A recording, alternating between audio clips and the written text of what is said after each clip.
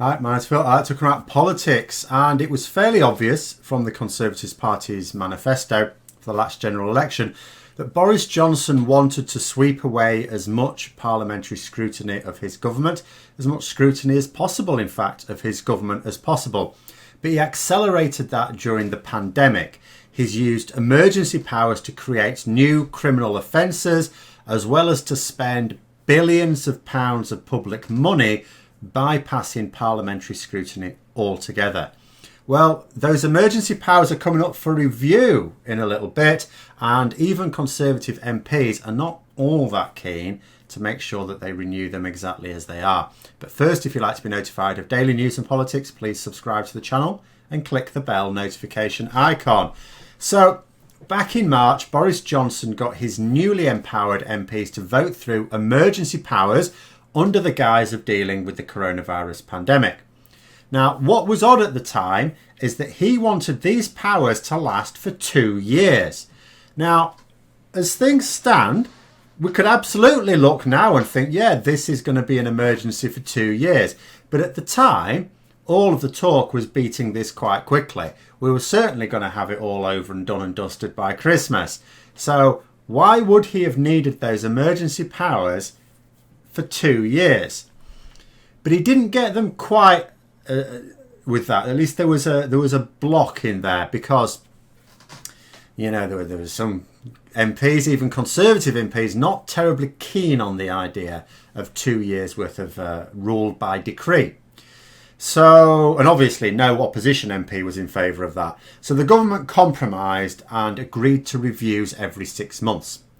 The first of what turned out to be very many U-turns. Although this wasn't like a serious U-turn, this was a genuine compromise because they hadn't actually committed themselves.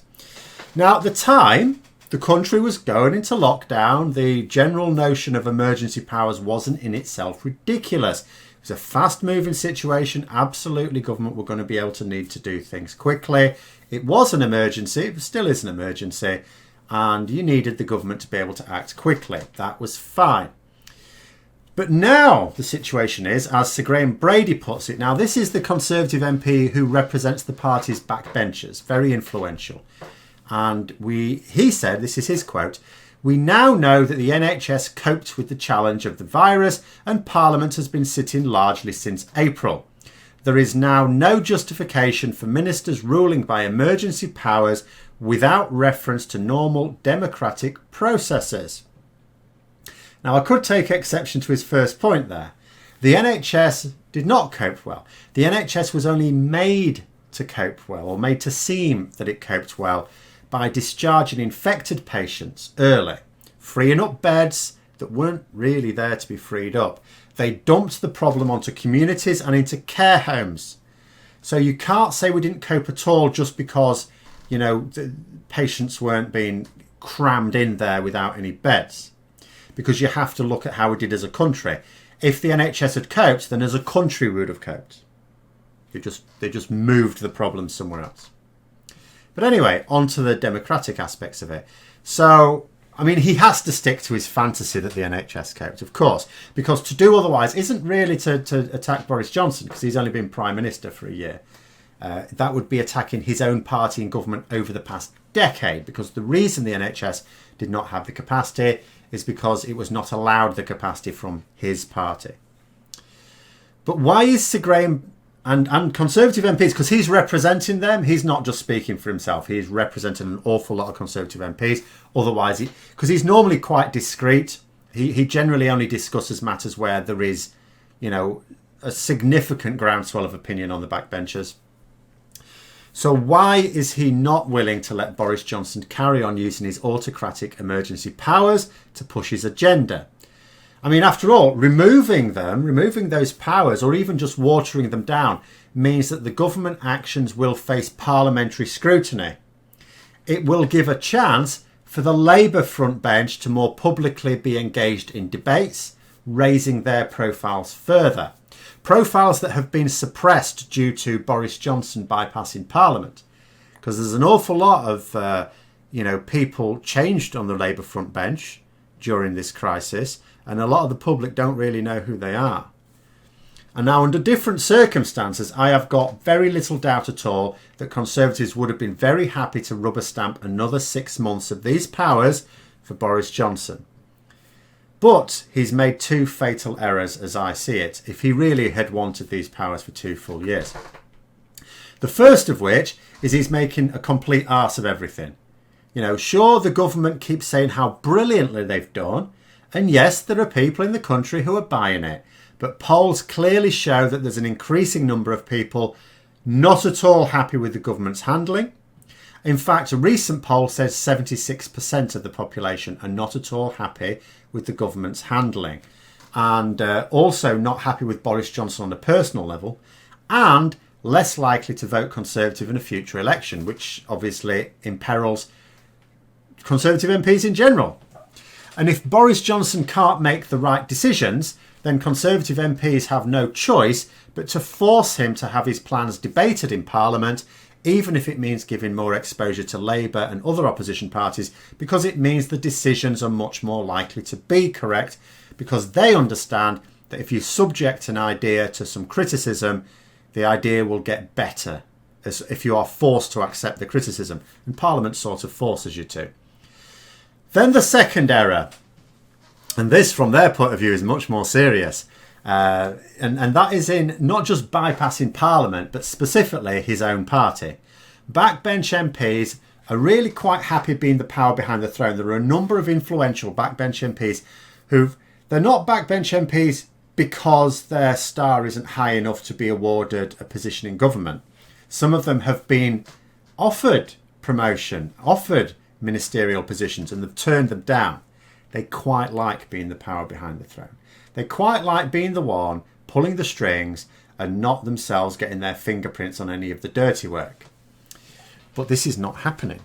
Boris Johnson takes his direction from Dominic Cummings, and Conservative MPs do not really like that. They don't like him, they don't like what he's doing, they don't like his ideas, and they do not like the fact that because Dominic Cummings is the one being listened to, they are not. When Lord Keane QC last week quit the government over the law-breaking internal market bill, he said that the whole scheme was a cunning plan with 2 M's. Many backbench MPs are not at all bothered that Boris Johnson is bypassing Parliament as such, because that means he's bypassing Labour, SNP, Liberal Democrats, Green Party, Plaid Cymru, everyone else. You know, because these are the same MPs who were quite happy to attack Parliament last year as the enemy of the people. What they do mind is he's bypassing them. And so there is to be an amendment tabled by Sir Graham Brady later this month when it comes for review, when the issue, you know, is going to be debated. Now, MPs, he's saying, are tired of new regulations being announced a few minutes before they go live. They're also very tired of ministers announcing major policy decisions to journalists before them. You're supposed to announce these things to Parliament. The Speaker of the House has also rapped ministers over this as well. You should be coming to Parliament, he keeps saying, to announce these things, not the press. Talk to the press afterwards. You know, they're also tired of, obviously, Dominic Cummings and his massive, spectacular cock-up show trashing their reputation in public. And although I'm taking a dim view of their reasons, I'm fully on board with the action. Because these decisions do need to be taken by Parliament. Parliament needs to debate and approve of the major spending plans and general regulations. The idea that you can pass laws without Parliament is ridiculous. The idea that you can be spending so much public money without parliamentary scrutiny is, again, ridiculous. It's perfectly understandable that in an emergency, there are certain actions that will require a rapid decision being made. The spending of hundreds of billions of pounds is not one of them. Deciding on regulations that aren't going to come into force for a few days or even a few weeks is also not one of them, because that has to be said. Some of these regulations have been announced, although the details hasn't been published. The general thrust of them has been announced days, sometimes weeks before they actually came into being. Now, there's no reason there not to debate those in Parliament, or at least announce them and have a bit of a discussion.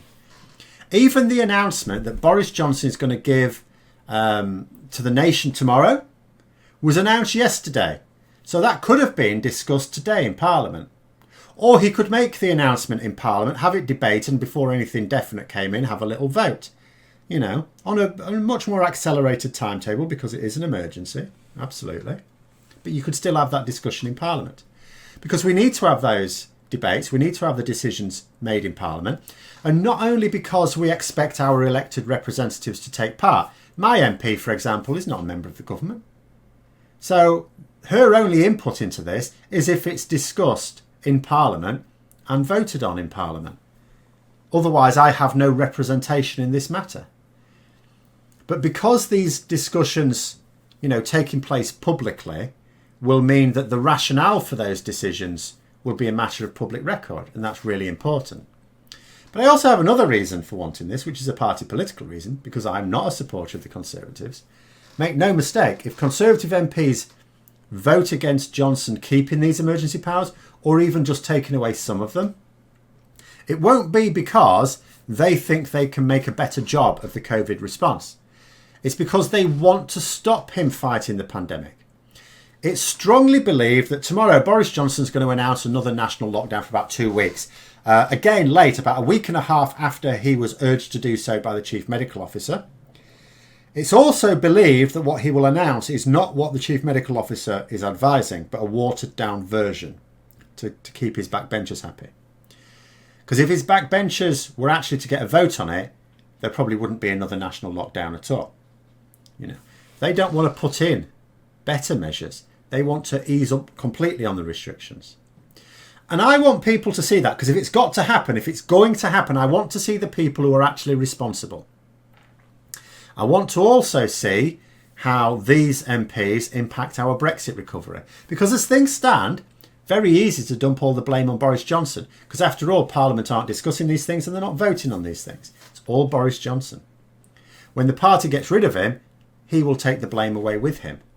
I don't want that. I want the people who are actually responsible not to be having their little discussions behind closed doors. That'll still happen. But I want them to have to make their statements publicly, even if it's just via a vote rather than a written speech in Parliament. You know, I want the Conservative Party and all of its MPs to nail their colours to the mast. Not be able to say they're against one thing and you have to believe it because they've not had a vote on it. I want to see where their votes go. And I want them to debate and vote in measures so that the entire party is on record. And then when the public later on consider how the pandemic was actually handled when all the dust settles, I don't want the fact that at that point they'll have a new leader to be able to wash their hands of their own blame.